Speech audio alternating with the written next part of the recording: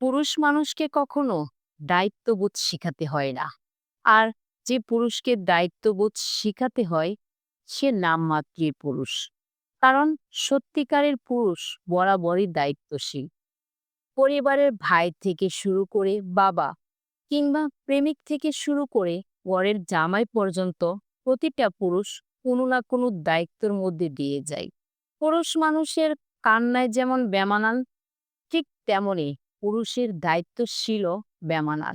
দায়িত্ববোধের কাছে পুরুষ কখনো পরাজিত হতে চায় না। একজন পুরুষ যদি মন থেকে কারো ভালো চায় কিংবা তার পাশে থাকার প্রতিজ্ঞা করে, তাহলে ওই পুরুষকে আঙ্গুল তুলে দায়িত্ববোধের জন্য প্রশ্ন তোলা যেতে পারে না। বরং ওই মানুষটা এতটাই দায়িত্বশীল হয় যে অপর মানুষটা কোনো কিছু বলার আগেই পুরুষ তার দায়িত্ব পালন করে রাখে।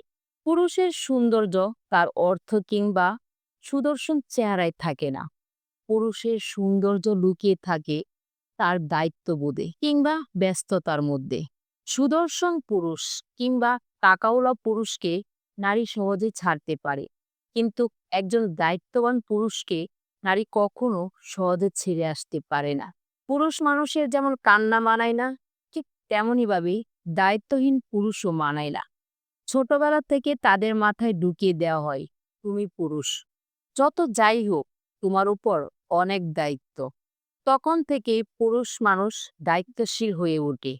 কারণ দায়িত্ববোধ কিংবা ব্যস্ততা ছাড়া পুরুষ মানুষের দাম নেই।